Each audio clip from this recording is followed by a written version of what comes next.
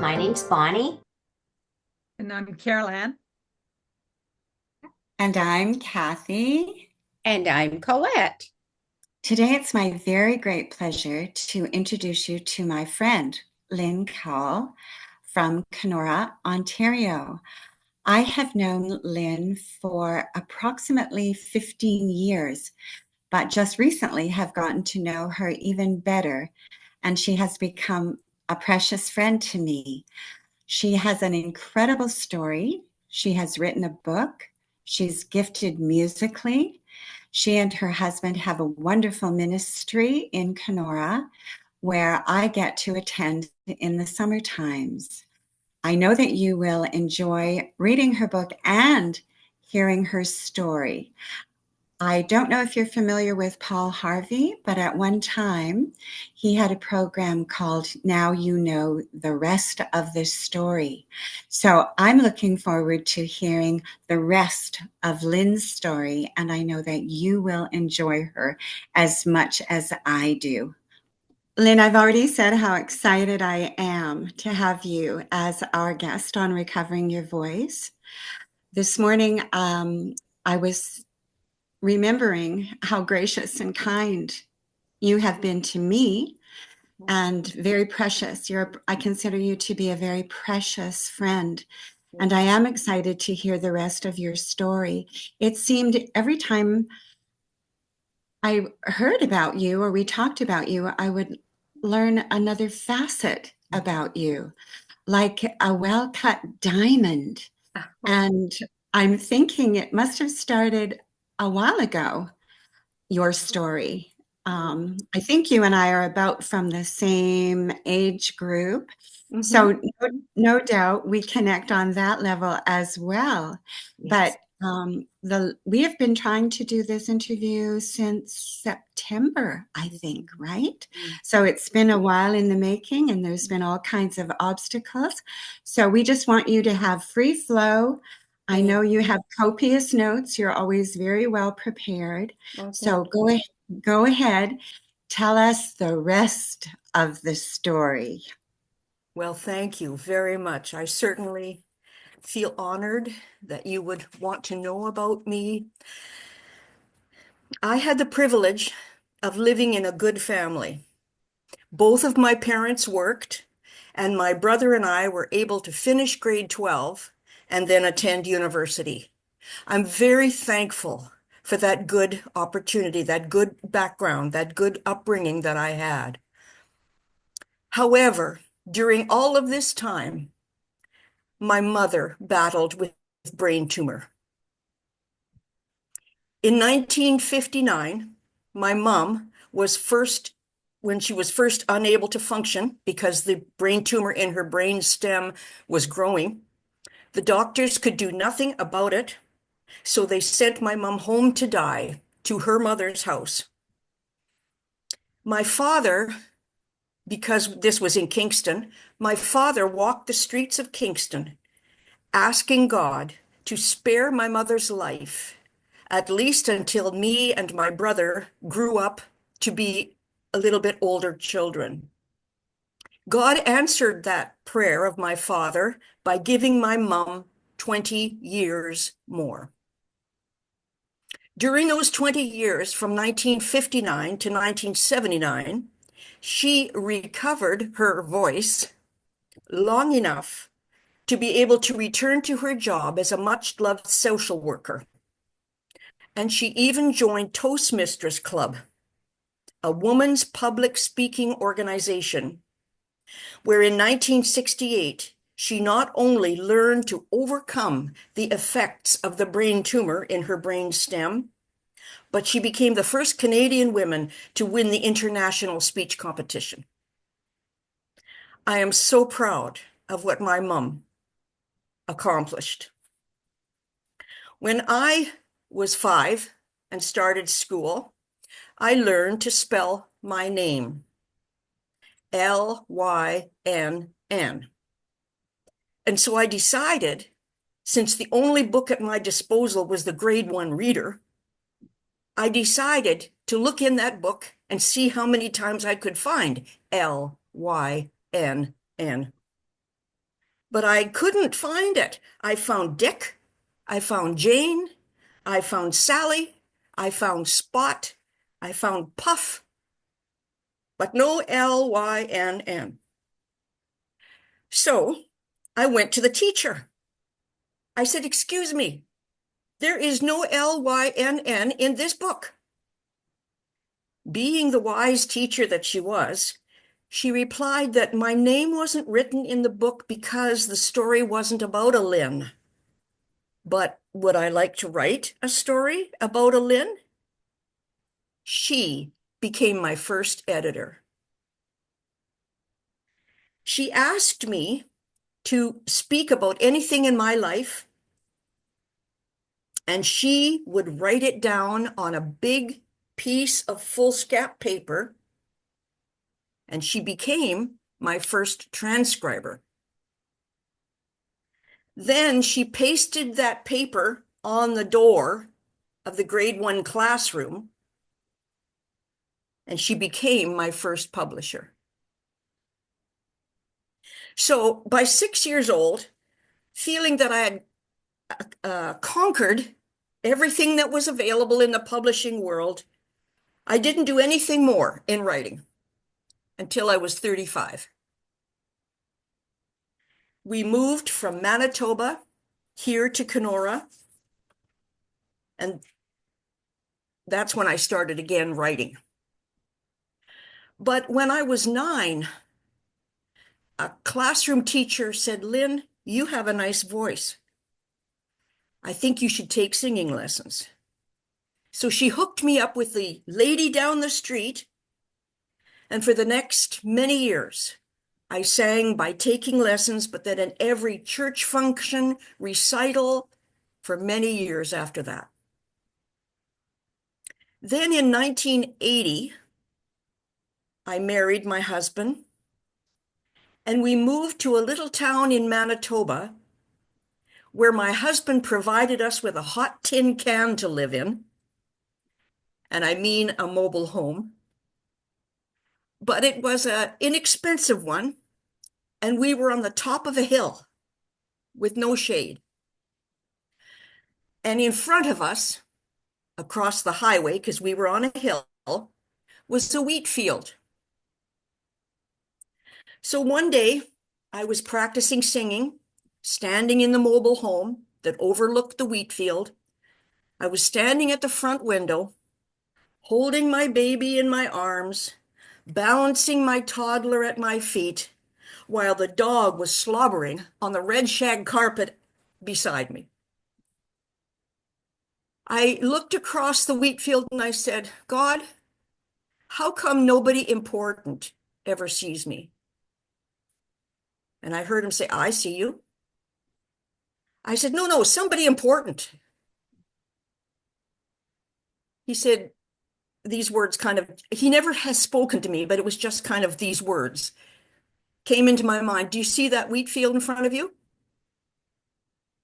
You are singing in front of a field of wheat, but I am going to put you in front of a field of people." So I continued singing for women's ministries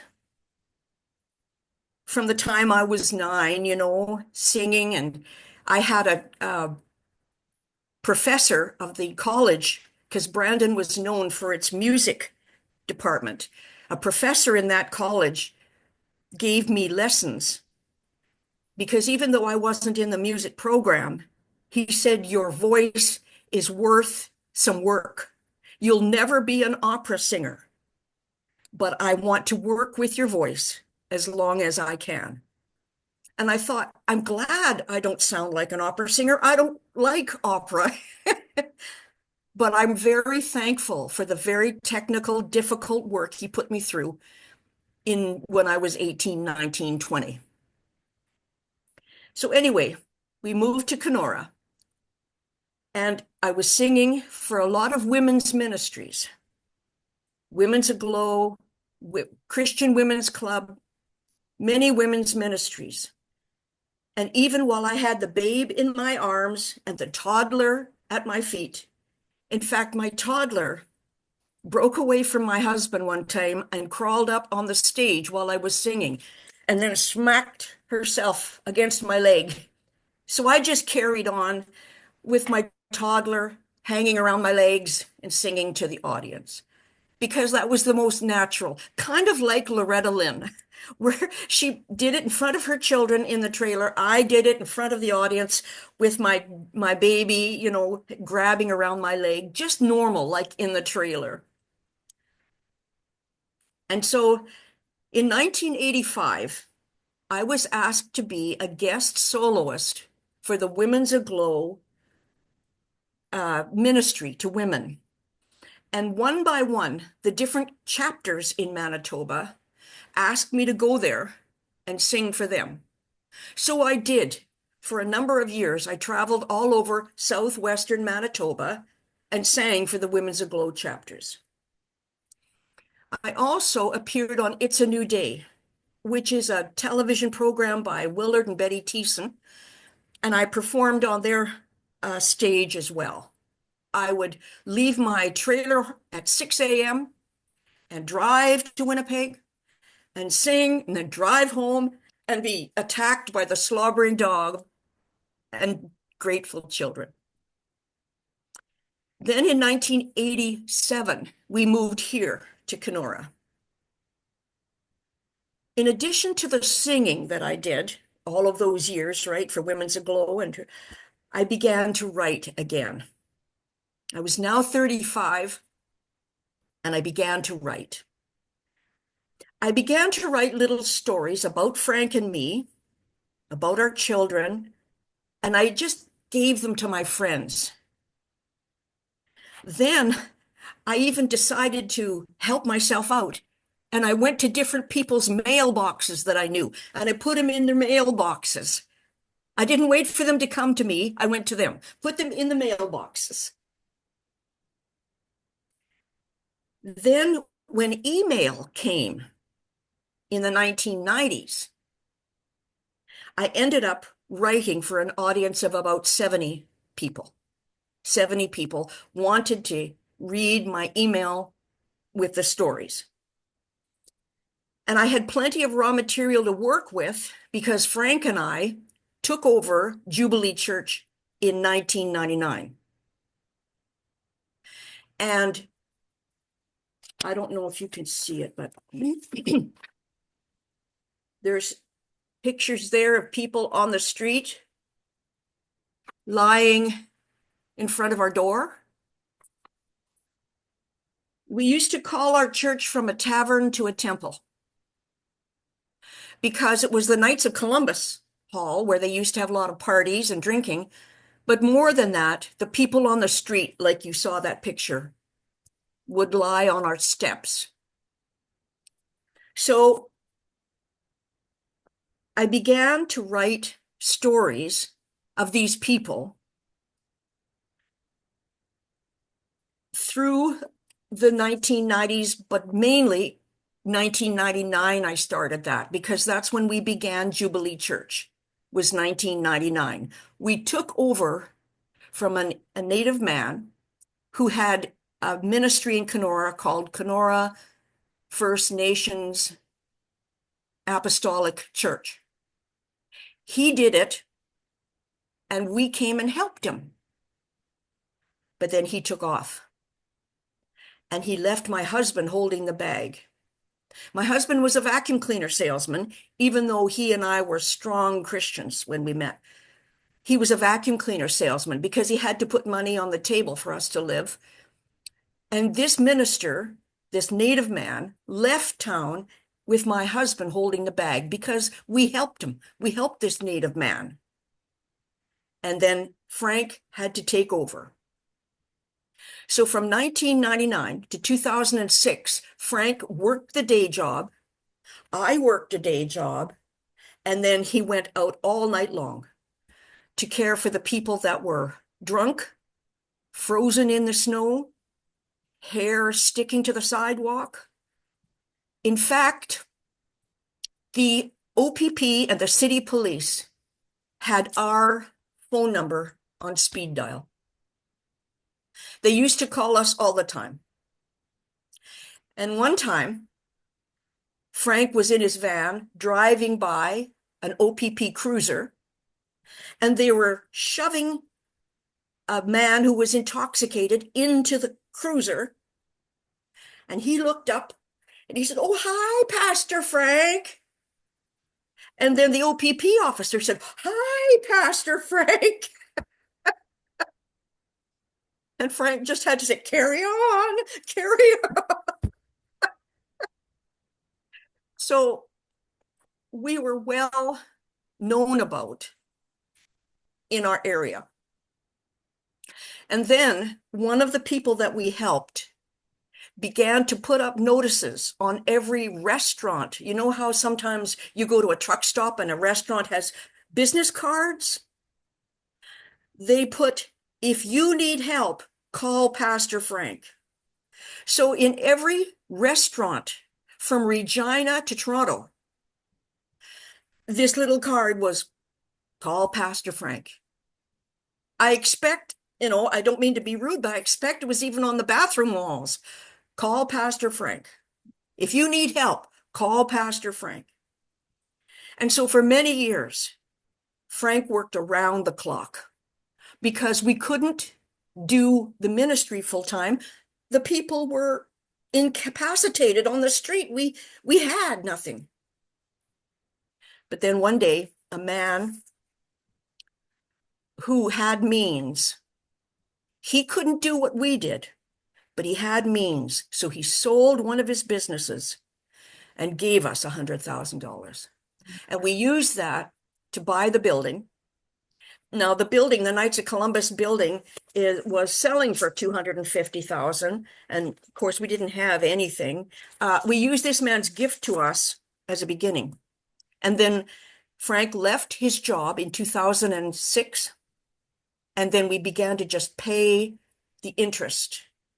And we paid off the building completely in 2008.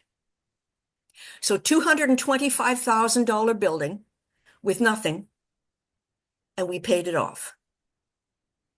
And I believe that God values when you put his work first, he brings people along. He brings people. Keep going. You're doing fantastic.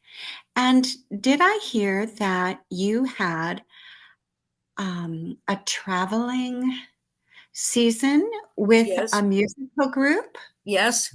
I just found that out about you. When I accepted Jesus as my savior, I was in university.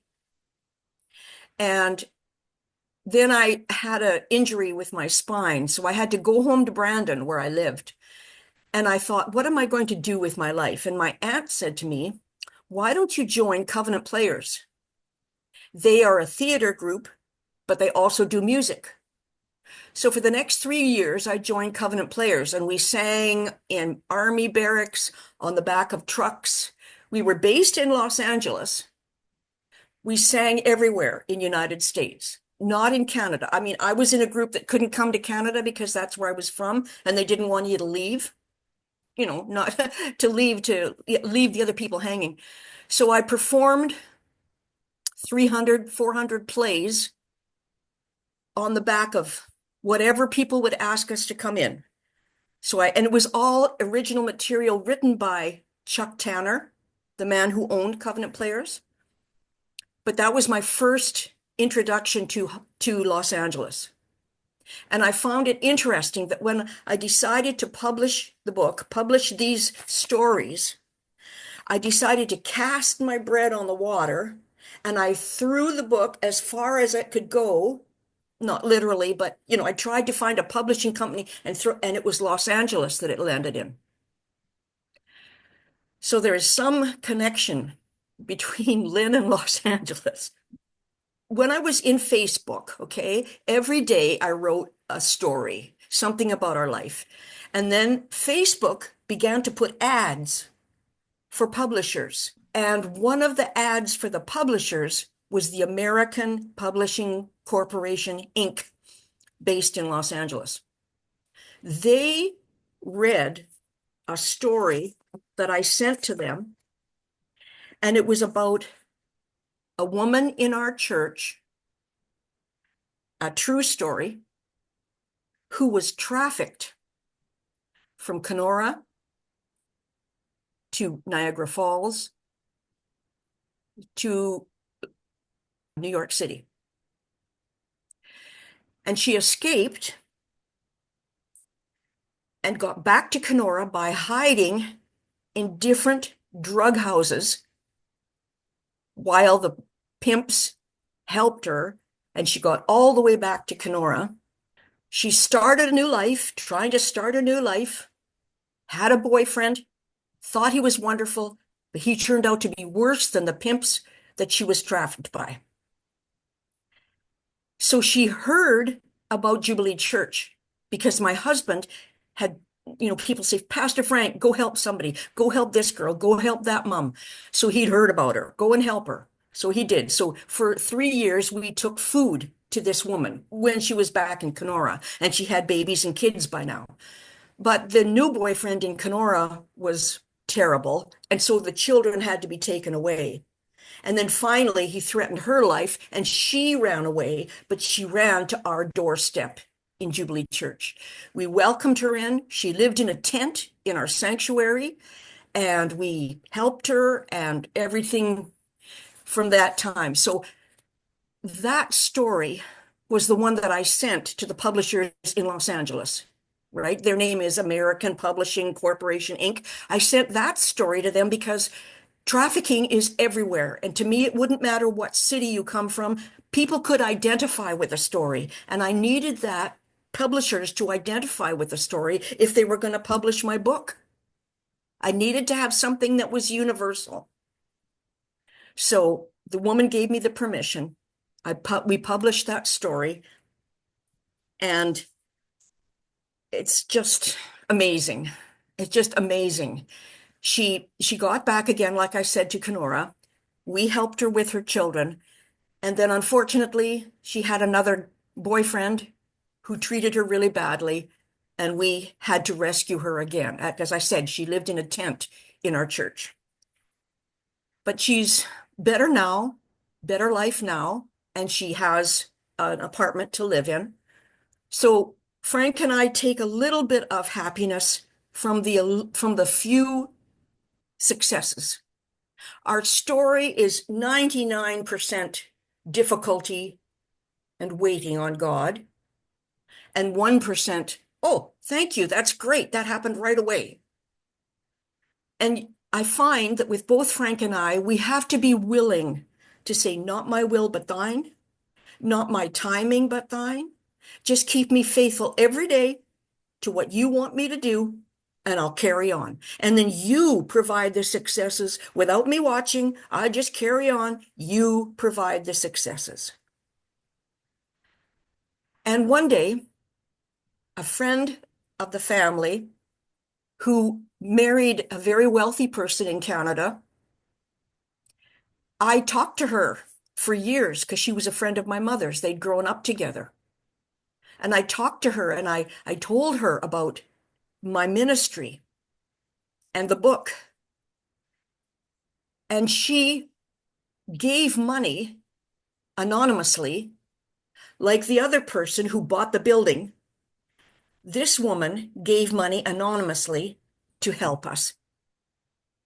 And I'm careful what I say, and I'm careful the amount I talk about, because the people that I'm talking about are known in Canada. They are known. I do not know why or how Jesus placed me in the life of people who are known in Canada. I'm just little Lynn singing in front of a wheat field. But Jesus knows what he's doing, and he puts us where he wants us to be. Lynn, as you were talking, I was thinking that you have 2 children. You talked about a baby in arms and a little one around your ankles. Mm-hmm. I often wonder when I see people like you who have basically a 24/7 calling, Mm-hmm. how did you balance that? That must Mm. have been a challenge. It was. But because I had seen other ministries that did that first and put the children and family second. We waited, Frank and I waited until Aaron was 21 and Jonathan was 22, something like that, till they'd finished high school. So a little bit younger, but they finished high school. We did not do Jubilee Church until they finished high school, so that we would continue to be parents to them all the time. Now, they got frustrated because we started Jubilee Church, but for years before, not for a few years beforehand, we had helped the native minister. And so calls would come around the clock, but that was only for a couple of years. Then we started Jubilee in 1999. By that time, my son and daughter were grown and, in fact, soon out of the house. It was important to us because I had seen ministries where the children were bitter and they didn't want anything to do with the church and ministry that their parents had done. So we put the children first until they were 19, 21, and then they gave us their blessing. Both you and Pastor Frank have such huge hearts for the little ones, especially, it seems. I've seen that and I've heard that you're very invested, not just in the mother or the father, but in the children as well. And I love this story of the bread run. Can you share a little bit of this story of the bread run? Because I know you continue to do that week after week after week, and you involve the young people, the children of the community as well. Is that correct? Yes, I'm sorry, I'm just looking at which one it is. 24. So every Saturday morning, Safeway store gives Frank bread, and it's carts full of bread.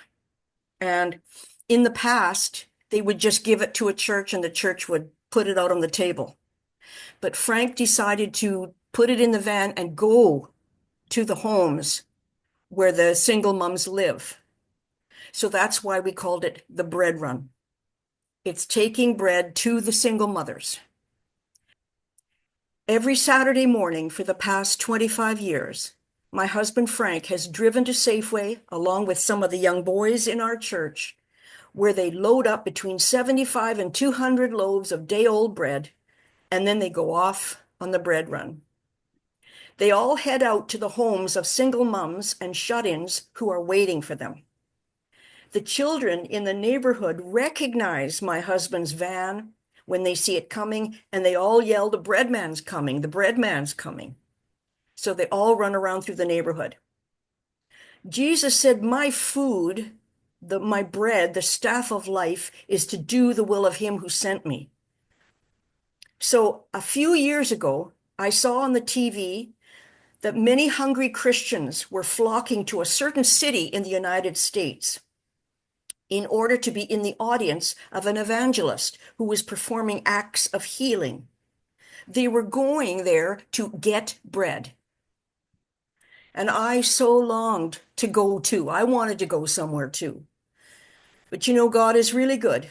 He knew that with the many difficult demands of our ministry, Frank and I would never be able to just hop on a plane and go and see this evangelist. So he made it that we didn't have to run anywhere. If we will just obey the Lord here and now and do the second part of the Great Commission, love your neighbor as yourself, then the amazing miracles that we see happen to people on the television is enough. We see it right in front of us. It's enough to feed that desperate need by loving our neighbor, by taking care of our neighbor, by taking bread to our neighbor. We will never have to run to any place to get bread, because right here in Kenora, he promises us not the day-old kind of bread that we give out, but the just baked bread whenever we do the bread run. Little children see my husband's van and they run through the neighborhood. And he has grown to love these children. The mums of the two children who come up to my piano, those mums are both in very desperate situations, and they're no longer able to be with the children. That's why you don't see those children in our church anymore. But I tried to do something to include them on Sunday because a lot of time they're in my home during the week. Not for a long time, but Frank brings them home and they play with our dog. And, you know, I wanted them to feel part of the church. So I brought them up and we would sing Jesus Loves Me. So the one little boy would plonk his fingers and the little girl would sing. But I have another story in the book about a little boy who was mute. And this is years ago. And he would never speak. And I said to him, would you come to the piano and sit on my lap and play the keys so that your voice could be heard? And he did. He never spoke, but he came and he played the piano, Didn't matter if it didn't sound good. He was recovering his voice. So he's grown up now, but for years, he sat on my lap and played the piano. In fact, we had the young teenagers come to our church on a Thursday night. They would play floor hockey. I would sit in the middle of it at the piano with the mute boy on my lap, and praise God, the balls never hit me. They never hit me as the kids were playing floor hockey around my piano. Oh, Lynn, that's so funny. I know I've attended services at your church, and I remember the first time, I think it was a young couple that were hitchhiking across Canada, and they heard about you, and they came with their dog or dogs, but nobody blinked an eye. In fact, people got up to welcome them and got water for the dogs and food for the people. And I said, you never know what's going to happen on a Sunday morning at Jubilee. It doesn't matter if they are high or intoxicated or desperate, need food.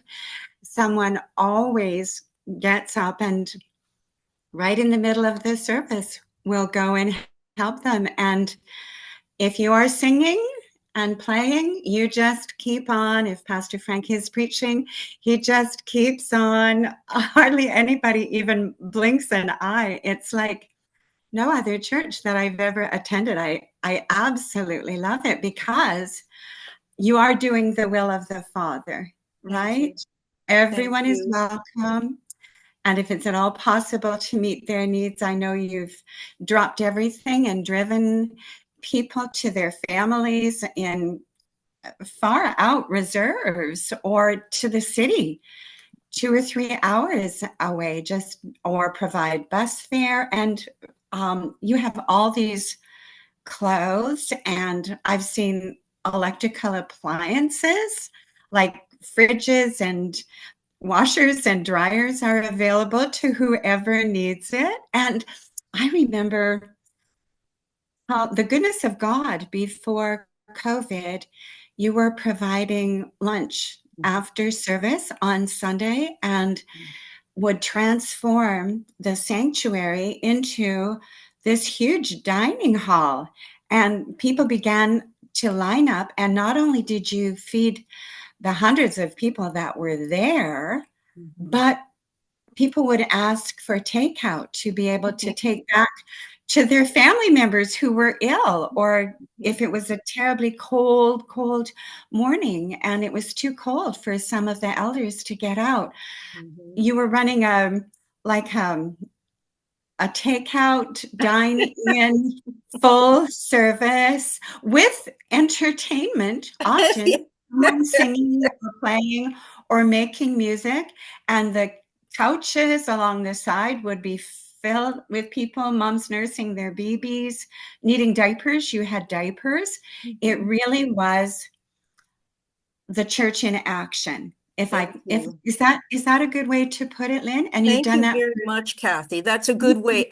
And what comes to mind is during COVID, you know how we were all supposed to stay in our homes, and you know the churches were asked to shut down, right? The police, the RCMP, the OPP, they all came to Frank personally, and they said, Pastor Frank, you are known in this whole area, and there are still people sleeping on the streets in COVID. They have no place to go. Would you care for them? And so we opened our doors during COVID with the police approval. Mm. And I say this because I also worked, I had a job during the day, and I worked teaching students how to read and write. And we had to shut down that job. We couldn't be in that place. The police were going around making sure that nobody was in a place when they should be at home, right? Everybody was confined to their home. But when it came to Jubilee, the police cars themselves stood there to welcome and protect us and say thank you for what you were doing. So it is amazing that when God's flowing truth goes through an organization, people in authority recognize the truth of what's being done.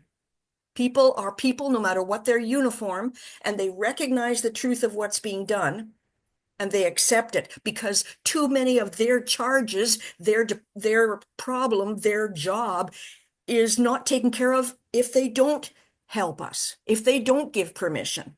So we really have a very close relationship. Like I said, the RCMP officer said, "Hello, Lynn," and the man being put in the car, "Hello."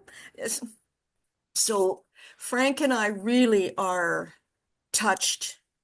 Our grandchildren, yes, we have 4 grandchildren. Our daughter has 2 children in Fargo, and our son has 2 children in Estevan. We don't get to see them very much, as you would imagine. So when we do, it's wonderful. But that's one of the reasons why we're changing, we're changing the dynamic. I'm 71 and Frank is 69, and we're changing the dynamic. And the Korean people have bought the building. They go to White Dog, they go to some of the other First Nations now. They have taken kind of not complete over, but they are doing some what we're doing. And it lessens the weight for Frank and I. Eventually, whenever we may not be here, we may move, something is already in place with Jubilee Church to carry on. And that's only God, because while we were doing it for the 25 years since 1999, the other churches were very thankful, but they didn't want to take over because there's a fear that you will be stuck with it and never let go. They don't know that God is a good employer.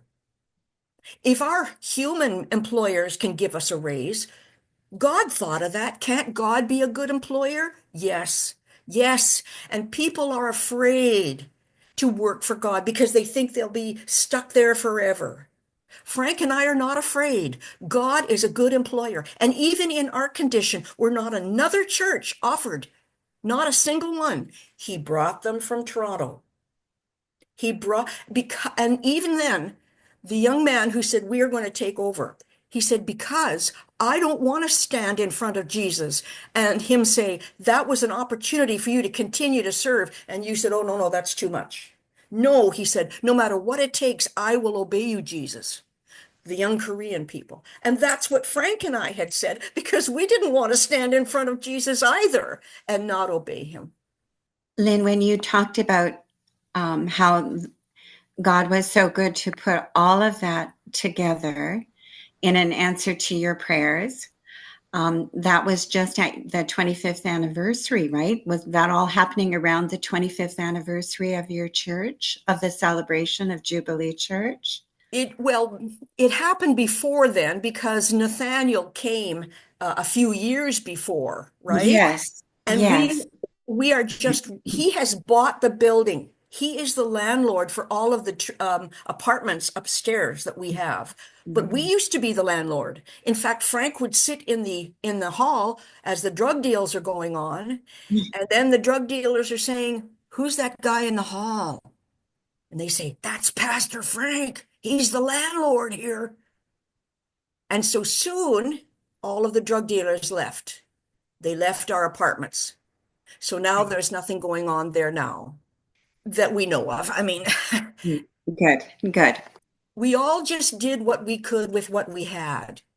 And that's why, while we didn't have any money to buy the building, this businessman stepped in and gave us the 100,000. When you obey God, He brings people around to help you. And so you're not ever to be afraid, even though you're not to be afraid of taking a step and walking through the Red Sea. He'll part it. He'll part it. And we try to tell this about people. God is a good employer. You think your own employer is good, you should see God. He's a good employer. Trust him, trust him.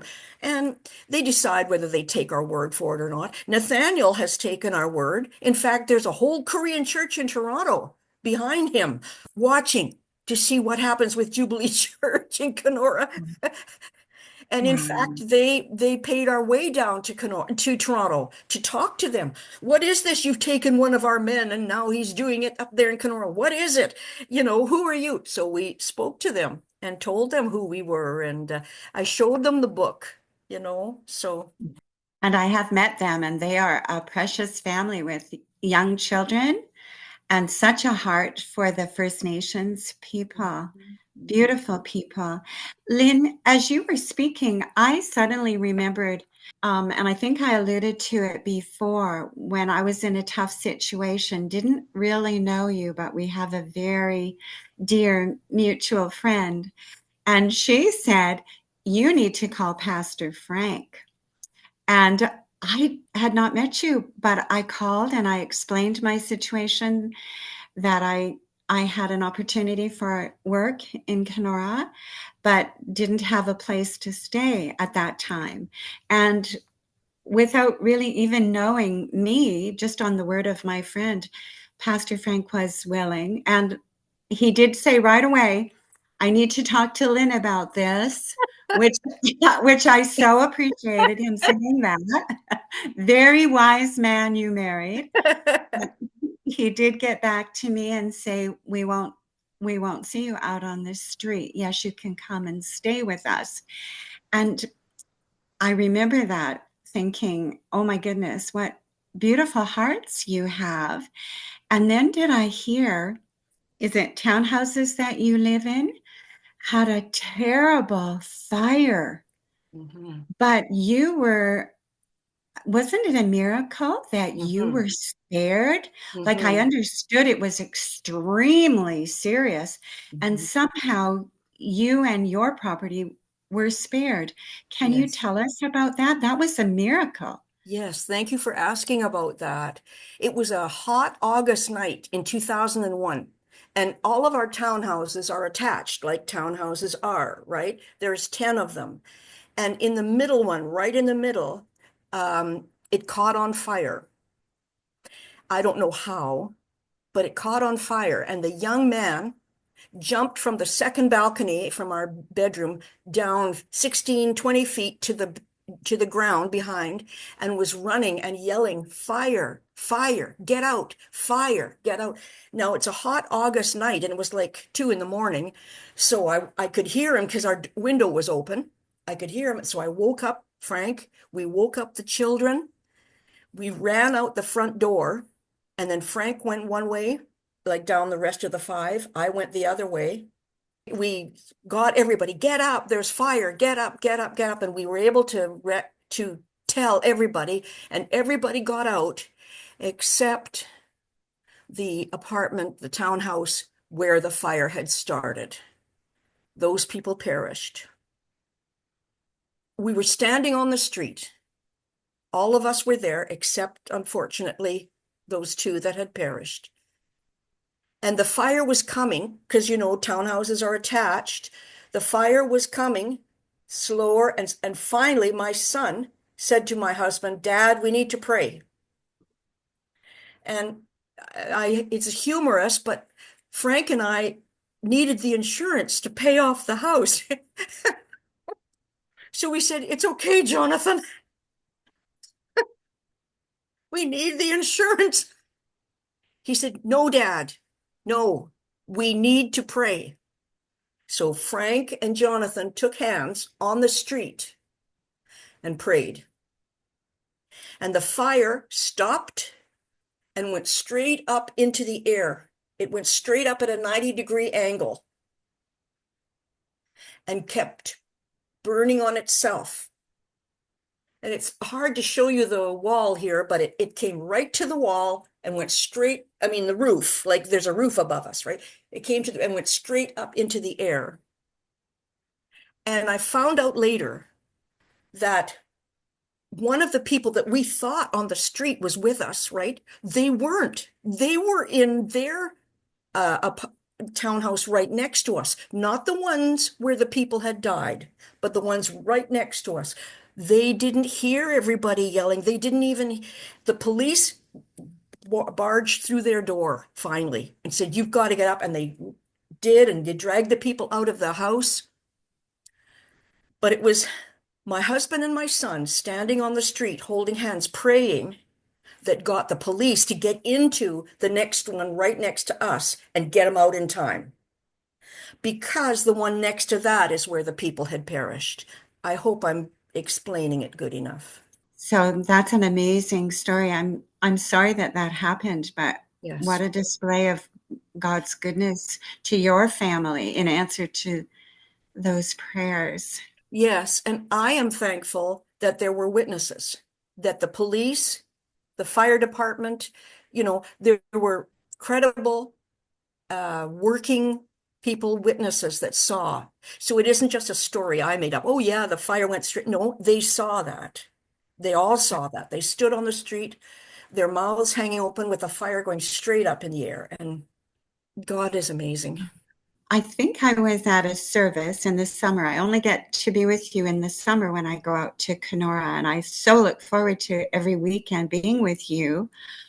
I think I overheard a conversation in the people that were congregated there, if I can say this, a police officer from your congregation, and I think a man that he had arrested were having a conversation of like a reconciliation. Yes. And it was absolutely precious. And I had never heard anything like it before. It was remarkable because the last time this police officer and the man on drugs had seen each other, the police officer had thrown, because he was frustrated, he threw the man on drugs into the cell. Right? This is in a jail in Kenora. He just so frustrated because a lot of times it's repeat, repeat, repeat. The people are going, and the policemen get tired, right? Anyway, this policeman had an encounter with Jesus a few years earlier, and he asked Jesus to take him to all of the people that he had been rough and angry with. And so he asked forgiveness from a lot of people, not just necessarily from our church, but then through the door of our church came this particular young man who had been on drugs when the police officer had thrown him in frustration in the jail.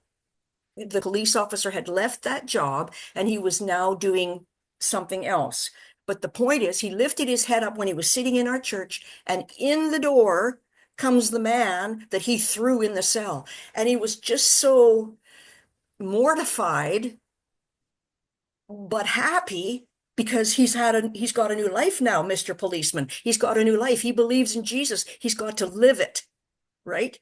So the man's coming through the door, and the man has accepted Jesus in the meantime. Before he came to our church, the man has accepted Jesus. And when they saw each other in the church, they just hugged. Whereas before it had been violent, now they just hugged and wept, hugged and wept, hugged and wept. Because of course, if you're in a church, they know you're going to that church. That's why you're there. Mm-hmm. It's an amazing story of reconciliation. Thank you for asking.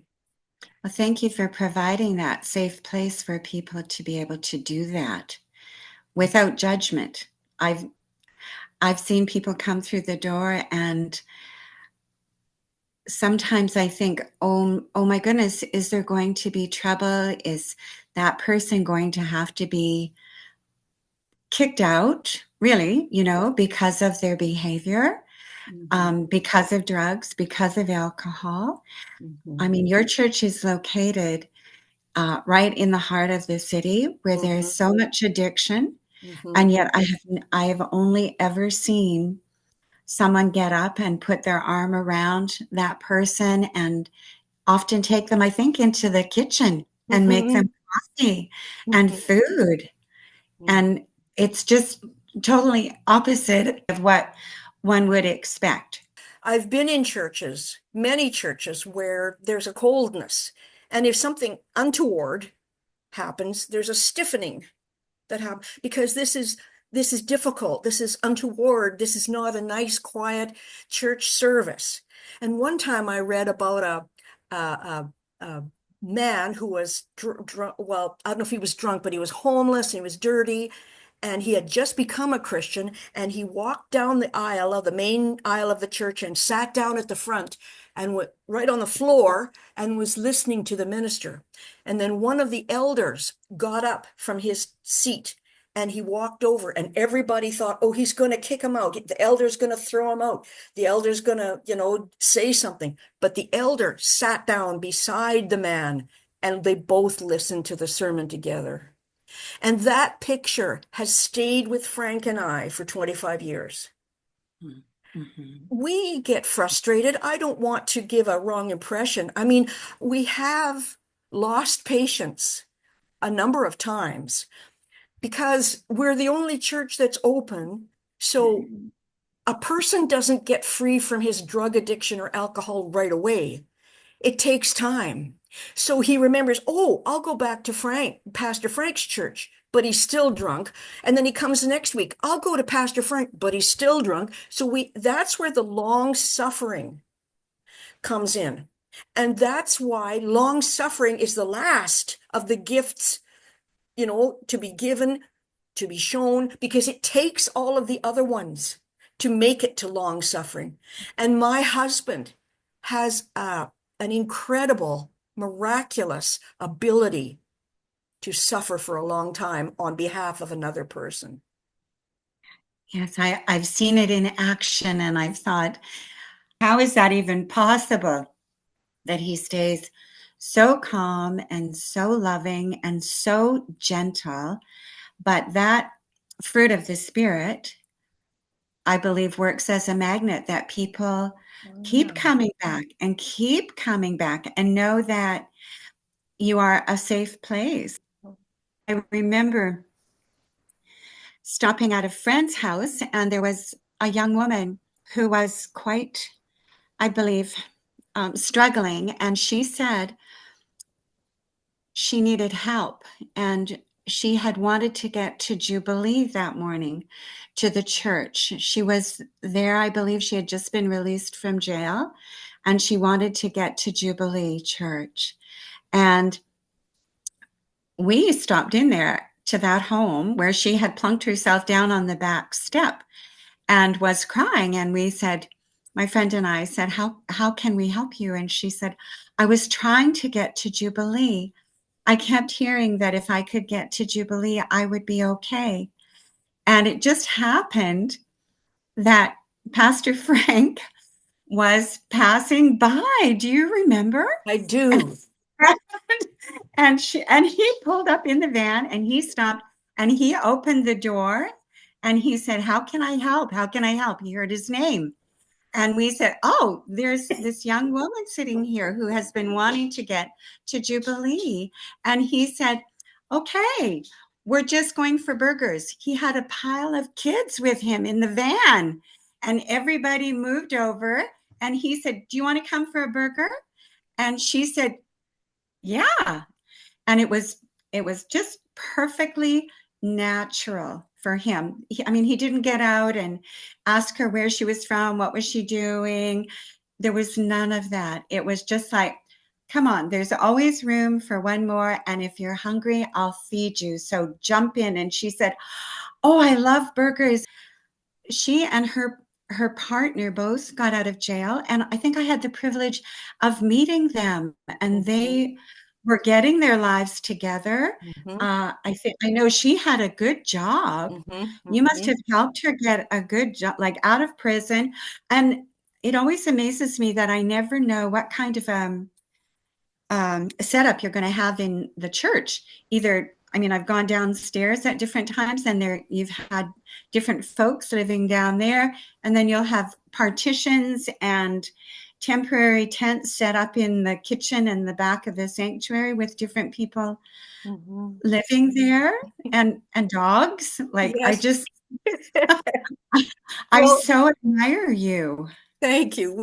Thank you. That was so much lovely. Thank you. The woman that brought the dog, they were from a city near to Toronto, and they were traveling, and they had heard about our ministry, and they wanted to come in, but they had their dog, and they didn't know whether that was proper.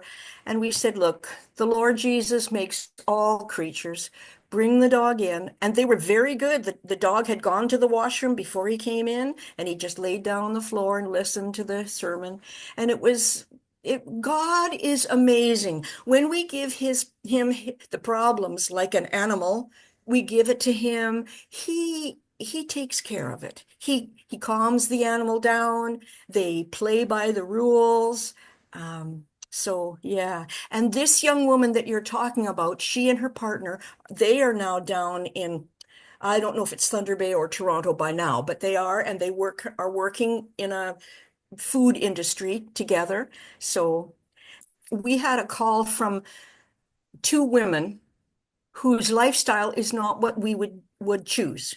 Our church wouldn't, accept or stand for the lifestyle that these two women had chosen. But they tried every church, and most of the churches were closed. So they came to our church, and we said, yes, you may come. You may come. You understand what we believe? Yes, we do. Yes, Pastor Frank. Yes, Lynn, we understand.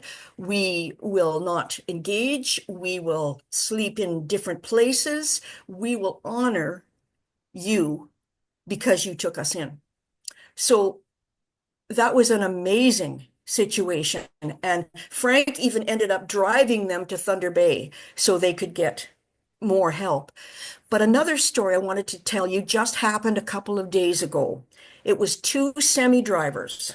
Now, you know before in Kenora that they've had crashes in the rocks. Okay. There have been semi-trailers that have gone too fast because of the ice and they crash into our rocks because it's very dangerous here. And partly the semi-trailer drivers are trained in Saskatchewan where it's flat. Then you come to Kenora and it's rock and narrow winding roads, and there have been tragedy. Well, two uh, people in a truck, a semi truck, were driving and their back end hit black ice and crashed into the rocks, but they were fine to a point. And then the policeman picked them up and brought them to McDonald's because McDonald's is the only thing that's open at night. And that day, and they sat there, and that day, the kids that Frank takes to take the bread around everywhere, the bread run, they said, let's go to McDonald's. So Frank took them for McDonald's for a hamburger. And while he was there, the two semi truck drivers, they're from Toronto, but originally from India. And each of them went to a Christian school in India. And when the van pulled up to the McDonald's, they saw the cross on our Jubilee insignia. And he went and he put his hand up. Didn't know who drove this van, but he knew the van and the cross. And the one driver put his hand on the cross and said, this man will help me. These people will help me. There's a cross here. They will help. And so Frank brought them into our home, we fed them and everything. And then Frank drove them to Winnipeg because their trucking company was going to fly them back to Toronto, right? Their truck is destroyed.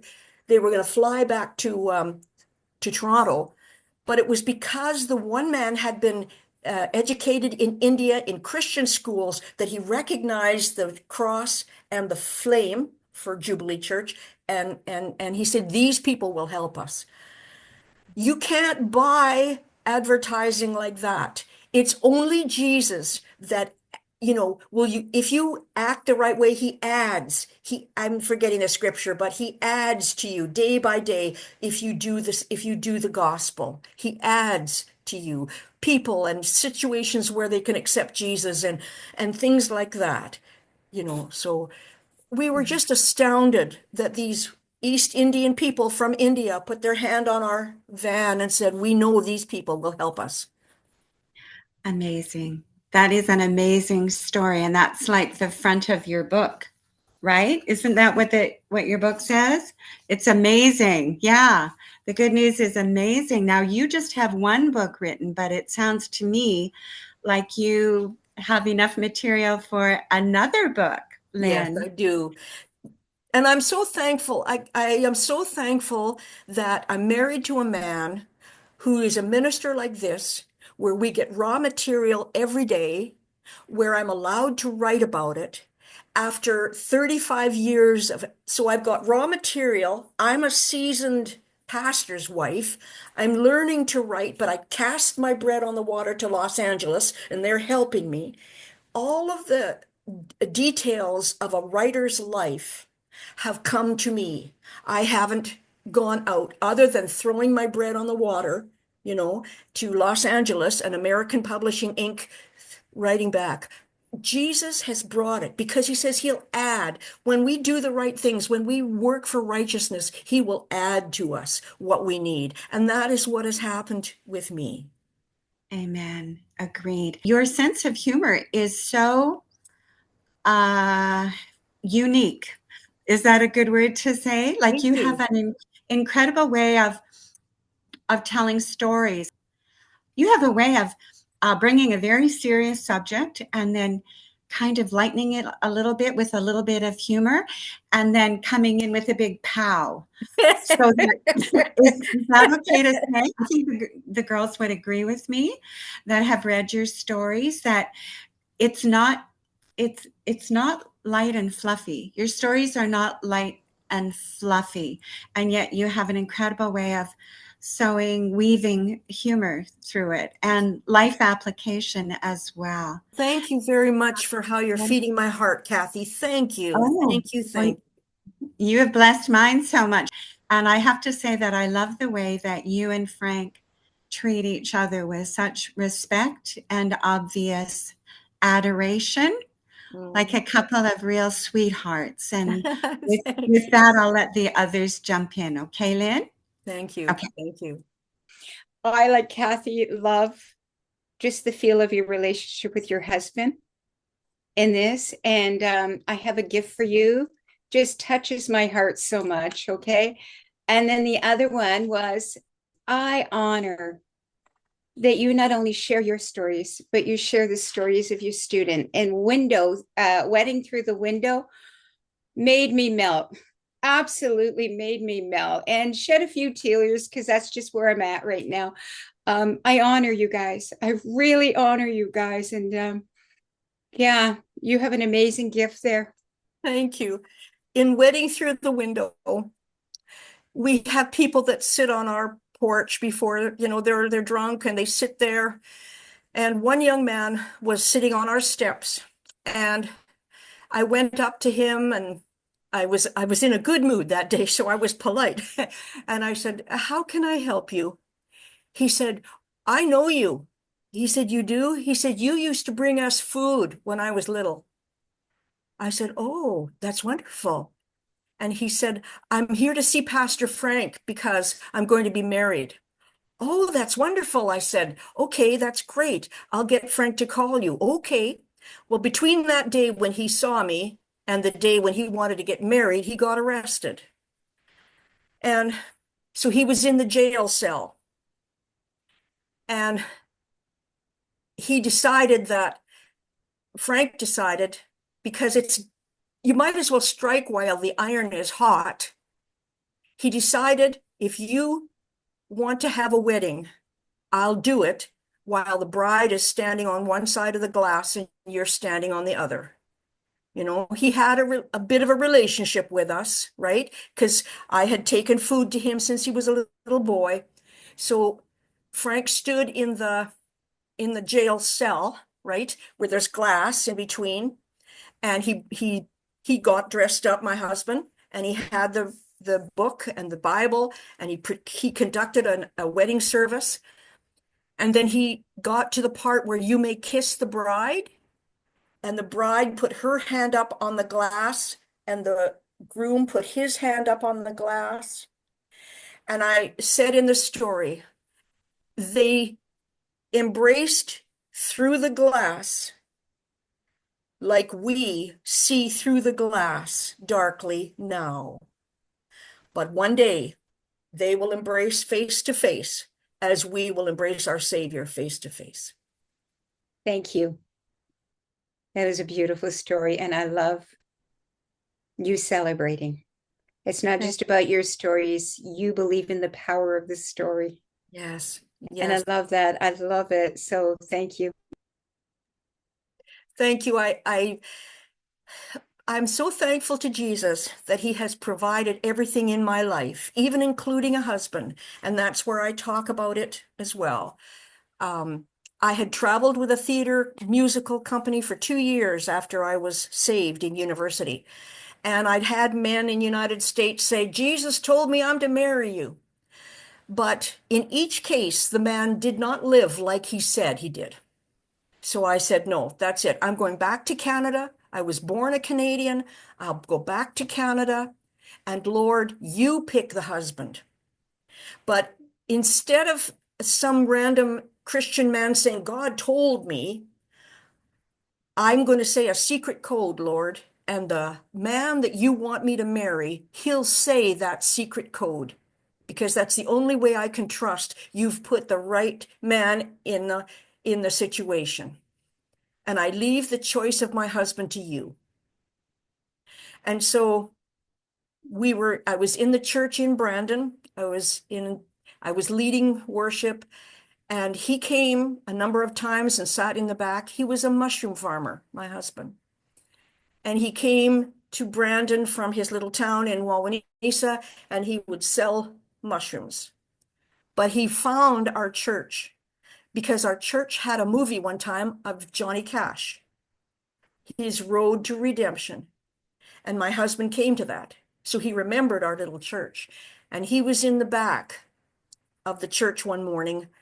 I had been on my knees. I said, Lord, I need you to bring me a husband. I'm not going to look myself. And the way that I know is that he'll say, I have a gift for you. So I stood up in the church congregation that day and I said, the Lord is going to send me a husband. And then I sat down. And he was in the back. And we met later and I helped him. He helped me. And just as we were about to leave this second meeting during the day, I walked out to my car and he said, just a minute, I have a gift for you. Now, he didn't mean it to be a gift. He thought we were all going to get together after the meeting at somebody's house. And he was a mushroom farmer. So he brought a box of mushrooms to fry up. But that's what I didn't specify to Jesus what the gift would be. It just had to be that sentence. So God has performed and done for me like the fire that stopped at my roof, like presenting a husband that was beyond anything a man would say, I'm the man. No, it had to be Jesus. Jesus sees things deeper than we do. And he gets in with our desires that we can't even name. He knows what they are. And if we give the choice to him, he satisfies. He satisfies my desire. So we've been married almost 45 years, and he's my best friend. And so, yeah. So beautiful. I wonder, as we close, there's probably people out here listening right now, our viewers, and maybe they're in a long suffering type of season. What would you say to them as encouragement while they're going through that? I read my Bible every day and I ask Jesus to talk to me through the words that are in the Bible. I ask him to make it real to Lynn Kowal. So it's like the words come off the page. And there are things in my life that I'm close to 30 years waiting to see the answer. Because I do that, it gives me the strength to keep going and be long suffering. Sometimes I'll say, Lord, can I have a parking spot? And he provides a parking spot. And some people may poo-poo that and say, don't use God for such a small thing. That's not what I'm doing.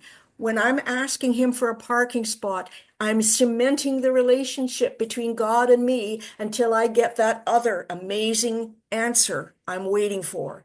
So like this one that I'm going on 30 years waiting for the answer, I can wait every day. Every day I'll wait. I'm not anxious at God. I'm not angry that he's taking such a long time because he gives me these other delightful little, I'm still here, Lynn. I'm still here. It's coming. That, minute by minute relationship with God lets me be long suffering. Well done. Thank you. Lynn, thank you so much for sharing your stories, for sharing your life with us today. As Colette said, or Kathy said, there's another book in you to come out, I'm sure. And we are just so pleased to have you on the show. Thank you so much. Thank you. Thank you. You've enjoyed listening to this story and you have one that you would like to share. You can write us at recoveringyourvoice@gmail.com. But until next time, keep sharing your stories.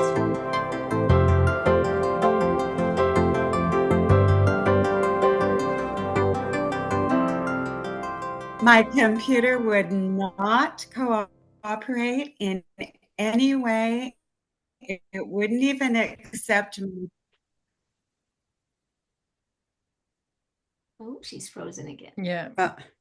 I'm just flabbergasted that you guys want to know about my life and the book. And Take a look at the book, Lynn, that she's been rereading your book. I marked my favorite parts, Lynn. That's all I can say. I marked my favorite parts. Okay. Oh, you've got little stickers all in over book. the place, girl. It's like, oh, this is good. Oh, this is good. Yeah.